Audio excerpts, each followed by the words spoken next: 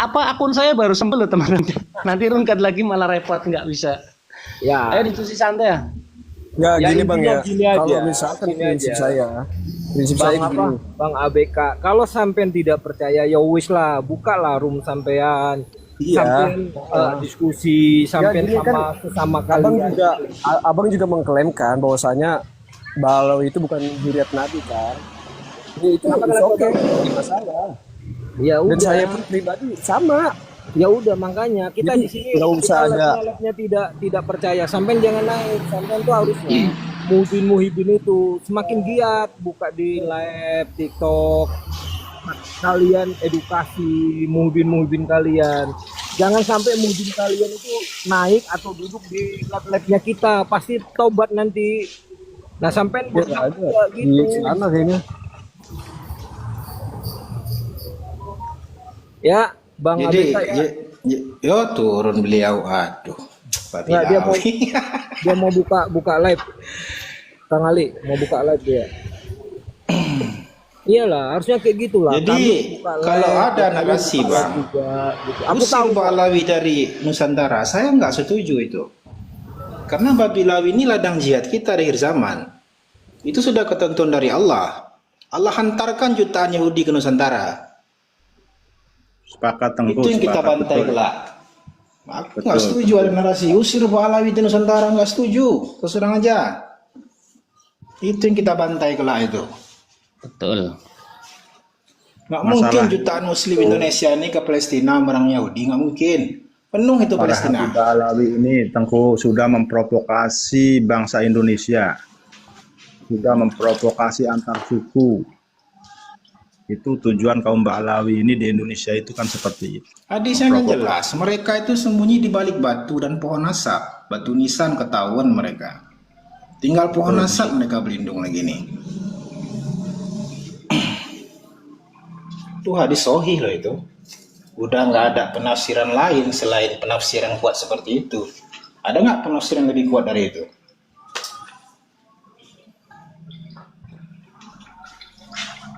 Kecuali Bilawi ini menafikan Sahih Bukhari, oke lah. Berarti dia memakai hadis yang ya. Kalau dari saya kan begini Tengku, semoga para kepala daerah di semua provinsi Indonesia ini dari atau berhati-hati terhadap gerakan-gerakan para Habib Alawi ini Tengku. Contoh seperti si Rizik Syihab itu kan, kemarin di Aceh itu kan mencari panggung, seolah-olah mencari perhatian, dukungan dari umat Islam. Itu cara-cara licik dari kaum Balawi itu Tengku. Itu memprovokasi sebetulnya untuk mengadu domba. Baru-baru ini kan Topik Asegab itu bikin narasi itu di YouTube itu. Narasinya begini. Tes DNA ini sengaja diciptakan oleh Yahudi untuk memisahkan zuriat-zuriat Ba'alawi dengan moyangnya Rasulullah katanya. Astagfirullahaladzim. Yang Yahudi itu mereka ya kan? Karena gini Bang Ali, kita coba tengok. Aku belum pernah ya dapat bahwa yang juriat Rasul itu teriak-teriak mengaku juriat Rasul. Belum ada aku. Aku udah keliling itu mencari-cari. Ada nggak satu klan aja, satu kaum yang kowar-kowar bahwa mereka adalah juriat Rasul. Aduh, ada tulang ada, luar. tidak Ada kan? Tidak ada, tidak. Iya, makanya Rasulullah justru kan berkata begini. akan ada satu kaum yang mengaku-ngaku juriatku. Ya udah jelas lah, yang satu kan ini yang mengaku-ngaku. Yang lain nggak ada loh, Said, Syarif, atau kaum-kaum yang lain nggak ada. Assalamualaikum Laskar. Waalaikumsalam warahmatullahi Aduh, masih hidup wabarakatuh. Justru lo. kan begini saudara. Salam, Bang Zuriat Nubisi. Nabi itu sudah terkonfirmasi bahwa haplogrupnya J1 itu sudah jelas fakta. Sedangkan mereka kaum Ba'alawi ini haplogrupnya G, kan seperti itu. Jadi mustahil zuriat Nabi itu dari sisi ilmu genetika. Yang jelas Sekarang mereka itu mengharam-haramkan tes DNA, mengatakan mengatasnamakan doa siapa ulama. yang dikabulkan oleh Allah itu ya doa Rasulullah terhadap apa? Keturunannya. Orang dia aja meminta keturunan yang baik di sisimu ya Allah. Kan dikabulkan sama Allah. Jadi dijamin sama Allah keturunannya Rasulullah itu dijamin. Yang baik, bukan yang acur awut kayak gini.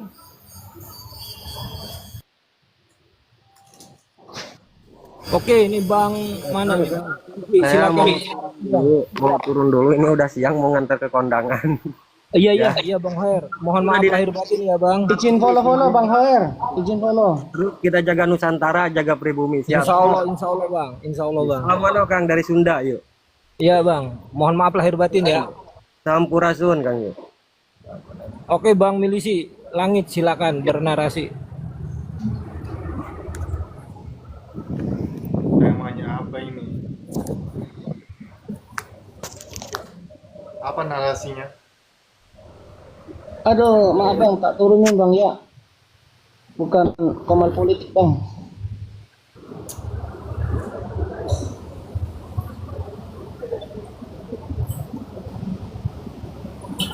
Ayo Bang Milisi, narasi. Sampean Muhibin atau Gaimat? Muhibin. Nah, ya udah, narasi lah Muhibin. Asyik ngopinya. Asem. Enggak, bukan kopi bang. Iya, sok lanjut. Ayo Bang, narasi Bang.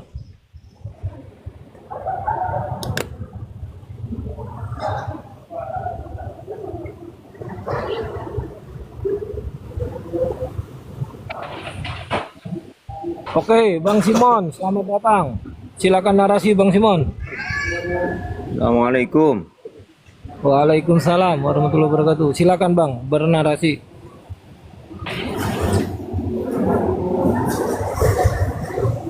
Tahu saya bang, ini apa yang bisa bicara saya? Sampean apa? Kiai Mat atau Muhibin? Kalau saya sampai mati mau ikut Habib bang. Oke, Muhibin. Ya udah, yang narasi. Mas anjing itu orang apa itu, tukang fitnah semua itu bang. Jancu tahu ngomong, udah dibilang jangan saling hujat di sini.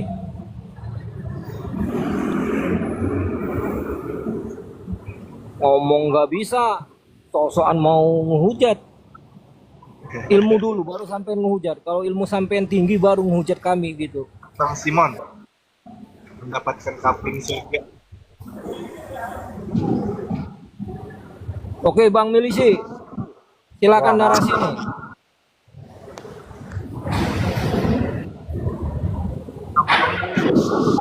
Kalau sampean nggak narasi, nanti sampean dapat hidayah loh. Ayolah narasi. Ayo narasi apa aja lah tentang Habib Akunya kalian. muslim semua, tapi tukang fitnah semua. Pukimat anjing. Aduh, kau nih.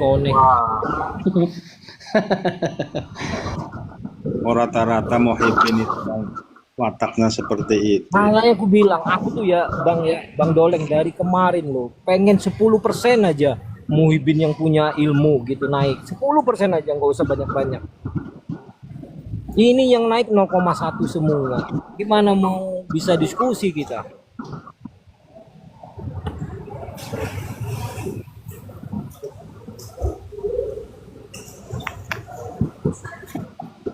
Narasi lah, narasi Habib itu seperti apa dari versi kalian gitu. Nggak usah bilang, nggak usah bahas nasab, nggak perlu kalian kasih tahu. Karena kami buka live ini ya untuk membahas nasab gitu.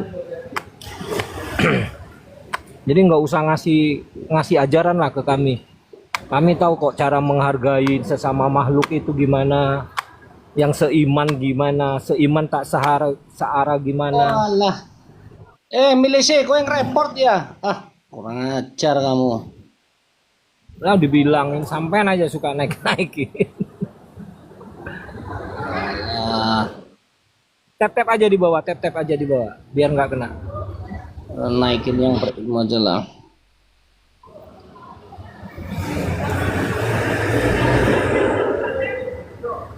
Milisi report ya.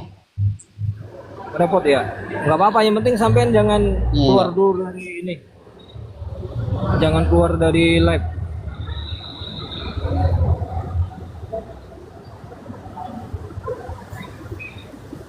Yuk, assalamualaikum warahmatullahi wabarakatuh, Ki Anjas. Assalamualaikum warahmatullahi wabarakatuh. Waalaikumsalam warahmatullahi wabarakatuh. Warahmatullahi wabarakatuh. Hmm,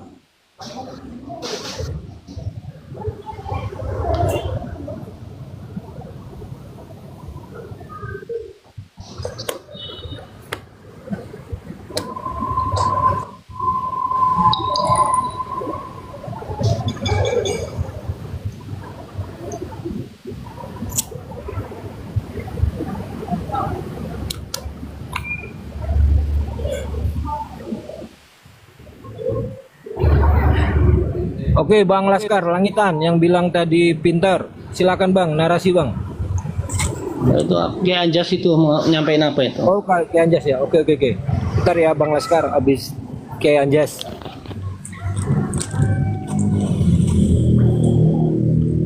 Assalamualaikum warahmatullahi wabarakatuh. Waalaikumsalam. Waalaikumsalam, Bang Aldi.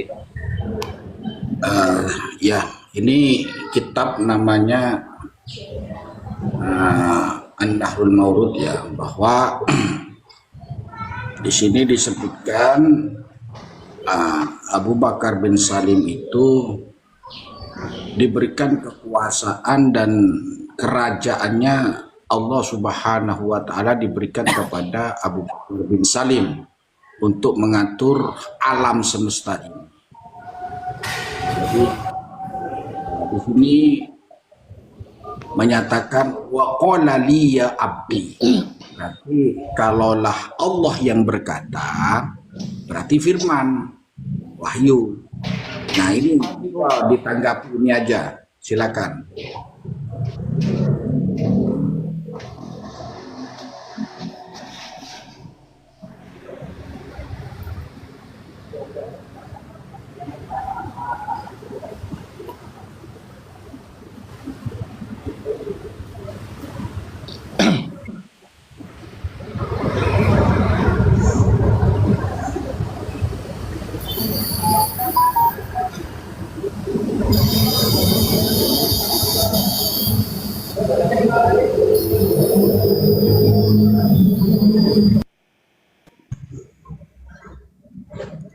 Lanjut Yai.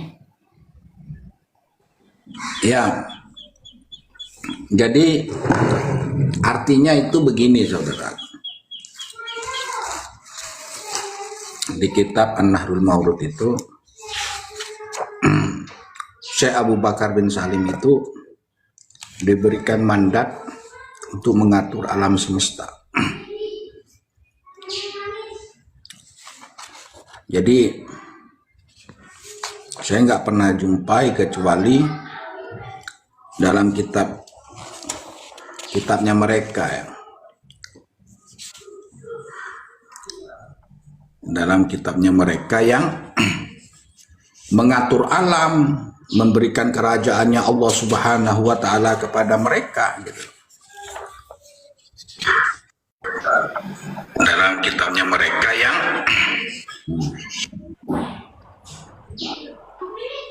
nah, ini juga menyesatkan ini karena di situ ada apa itu firman. Apakah itu firman, apakah itu wahyu gitu loh. Itu.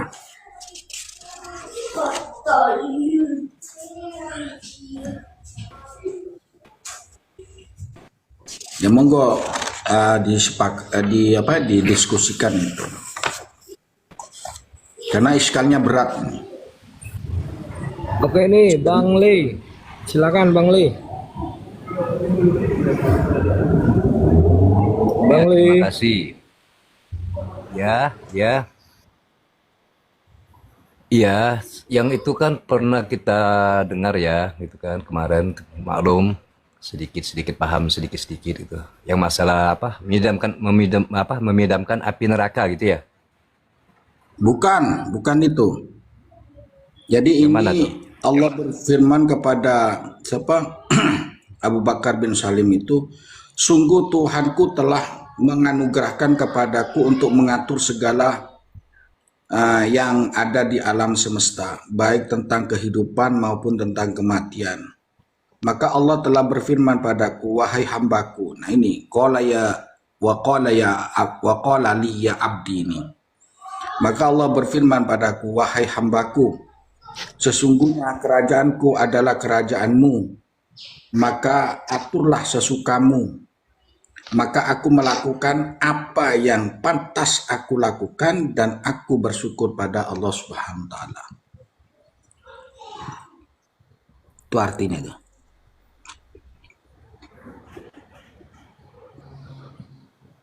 Gimana? Gimana, Li? Iya. Mungkin begini ya, pemahamannya begini. Apabila seseorang yang sudah mencapai tingkat tasawufnya sudah terlalu tinggi, mendapatkan magam di sisi Allah, di situ beliau mendapatkan suatu kelebihan. Karena semua atas izin Allah gitu, mungkin begitu ya penjelasannya. Sini tidak ada kalimat seizin Allah.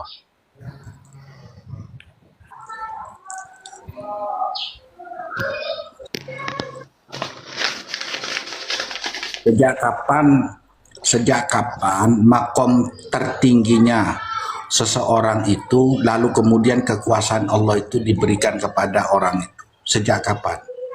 Mohon dijawab. Kan kita sering mendengar magam ridho dalam artian Allah ridho dengan hambanya gitu. Apabila Allah sudah ridho akan hamba yang dicintainya, Allah ridho apa keinginan hambanya gitu. Ini dalam ilmu tasawuf. Magamu ridho.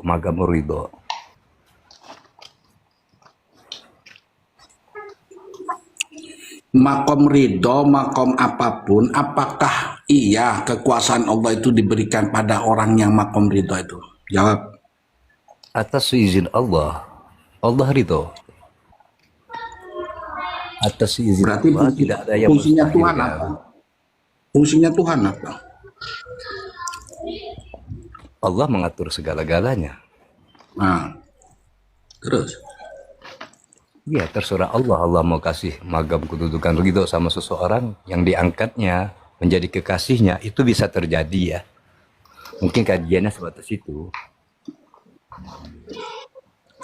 Seperti siapa itu bisa terjadi? Itu coba contohkan seperti siapa yang terjadi kekuasaan Allah itu diberikan satu hambanya. Allah memberi pertolongan kepada setiap makhluknya. Kepada siapa? Sebutkan satu siapapun. saja daripada walinya Allah yang Ahlus Sunnah wal Jamaah selain klan Ba'alwi. Sebutkan kepada siapa Allah memberikan kekuasaannya. Ya kalau kita baca dari kitab-kitab tasawuf, para aulia-aulia Allah itu, kekasih-kekasihnya Allah itu, seperti Syekh Abdul Qadir Al-Jailani atau siapapun, Syekh Abdul Qadir Al-Jailani yang Anda sebut, apakah Syekh Abdul Qadir itu mengatakan dia diberikan kekuasaan oleh Allah untuk mengatur alam semesta ini? Ada nggak seperti itu? Ya atas izin Allah begitu Pak. Atas izin Allah. Seperti begini misalnya. Pemikirannya ini gimana? Nggak ide. Contohnya begini. Syekh Abdul Qadir Jailani pernah mengatakan, apabila ada seorang yang meninggal, dia akan aku beri syafaat masuk ke dalam surga kalau dia pernah berjumpa denganku atau dia pernah melihat aku. Kekuasaan, ngerti kekuasaan nggak sih?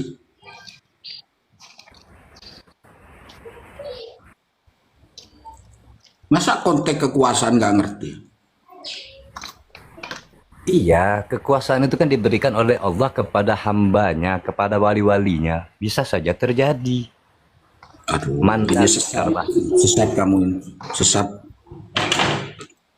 Kenapa saya? Ini aja ya, ada nggak Allah itu memberikan kekuasaannya itu kepada nabi-nabinya. Di atas Ini konteksnya izinnya. nabi ya, bukan manusia biasa ya. Ini nabi dulu. Iya. Iya. Ada nggak nabi siapa? Kalau Allah ada? memberikan kekuasaan kepada Nabi Musa untuk membelah laut. Itu kekuasaan dari Allah diberikan kepada Nabi Musa. Ini dikatakan mengatur alam semesta, mengatur dunia loh, mengatur dunia. Bukan memberi, itu mukjizat jatuhnya. Mukjizat itu berlaku kepada semua nabi.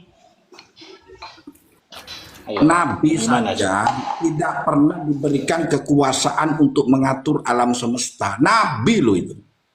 Iya, dalam artian begini Bapak. Arti-arti apa kamu ini? Bukan. Kekuasaan itu kan yang diberikan kepada hambanya, para wali-walinya. Seperti mereka yang mempunyai magam wali-wali gutub yang mengatur alam. Itu kan sering kita dengar kan? Sering kita dengar siapa? Jangan kita. Assalamualaikum warahmatullahi wabarakatuh. Saya mau nanya, di kitab mana itu yang mengatakan bahwa Allah itu memberikan kekuasaan untuk mengatur alam semesta kepada hambanya? Nabi aja nggak ada loh mendapatkan mujizat seperti itu. Boleh saya narasi host? Bentar. Nanti Jangan dulu, biar dijawab dulu. jawab dulu. Mas Satria ini, saya kena prank ini, Mas Satria ini. Enggak, ini terkait dengan kitab ini. Saya mau babat abis ini Anjas ini. Ini Anjas ini kan nggak bisa baca kitab. Oh, ini Bang Satria toh. Boleh host? Ya lanjut Bang Satria, monggo. Iya, jadi gini. Ya Anjas ini nggak paham ya. Kan saya udah sering jelaskan. Yang namanya Bani Ba'alwi itu kan dendamnya kan sampai hari kiamat kepada Tuan Syekh Abdul Qadir Al-Jilani. Dan dendamnya juga sampai hari kiamat kepada Kanjeng Nabi Muhammad Sallallahu Alaihi Wasallam. Maka mereka menciptakan tokoh-tokoh yang menandingi, bahkan dibuatnya lebih hebat dari para nabi-nabi Allah dan Rasul-Rasul Allah. Artinya apa yang disebutkan, yang termaktub di dalam kitab-kitabnya Bani Ba'alwi ini, itu memang mereka karang hanya untuk merendahkan dan menghinakan nabi-nabi Allah dan Rasul-Rasul Allah. Tujuan mereka itu. Nah, jadi wajar pada saat ada satu kitab yang menyatakan bahwa tokoh-tokoh mereka ini diberikan kekuasaan penuh untuk mengatur alam itu. Jangankan itu, Fakih Muqaddam aja ngaku Allah kok. Waktu Fakih Muqaddam lahir itu Allah menampakkan wajahnya. Fakih Muqaddam itu bisa mi'raj 70 kali melebihi Kanjeng Nabi tanpa menggunakan buruk kendaraan istimewa dari Allah, hanya menggunakan kambing. Artinya ini kan udah jelas tujuan dari Bani Ba'alwi cucu Yuyi ini untuk menghinakan Kanjeng Nabi, menghinakan sebuah kemujizatan, menghinakan Allah di mata publik. Jadi kan sudah jelas, apalagi yang mau dibahas. Kan Bani Ba'alwi ini, ajaran-ajaran mereka ini tujuannya kan untuk menghancurkan akidah Islamiyah, untuk menghancurkan agama-agama tauhid. Kurang apa lagi bukti-bukti? Nah, dendam mereka ini kan berawal dari Panglima Salahuddin Al-Ayyubi pada saat diperintahkan oleh Tuan Syekh Abdul Qadir Al-Jilani untuk memerangi Bani Fatimiyun. Karena memang mereka ini asalnya adalah dari Bani Fatimiyun. Nah, dari situlah dendam kesumat mereka sampai kiamat. Maka mereka menciptakan tokoh-tokoh fiktif itu untuk menandingi. Gitu loh ya Anjas. Wallahualam shawab. Monggo yang lain pendapatnya. Saya kira betul. Andaikan saja satu hari saja dibebaskan hukum di Indonesia ini, saya potong leher orang itu yang mengatakan Allah memberi kekuasaan kepada manusia untuk mengatur alam semesta. Begitu loh. Itu sudah keluar dari syariat. Jangan lalu membenarkan apa yang dikeluarkan dari syariat dengan berembel-embel aromah para wali, makom yang tinggi. Saya mau tanya, di wali ya di dunia ini lebih tinggi mana makomnya dengan Rasulullah? Ayo saya mau tanya. Walaupun 1000 kutub, ada nggak yang melebihi daripada Rasulullah? Nggak ada yang melebihi dari Rasulullah, nggak ada. Terus, ketika Anda menyatakan tidak ada yang melebihi daripada Rasulullah, masa iya Syekh Abu Bakar bin Salim ini diberikan kekuasaan untuk mengatur alam semesta? Bukan cuma Syekh Abu Bakar bin Salim, para aulia-aulia Allah seluruhnya diberi oleh Allah. Tidak ada seluruhnya, jangan ngomong seluruhnya. Iya,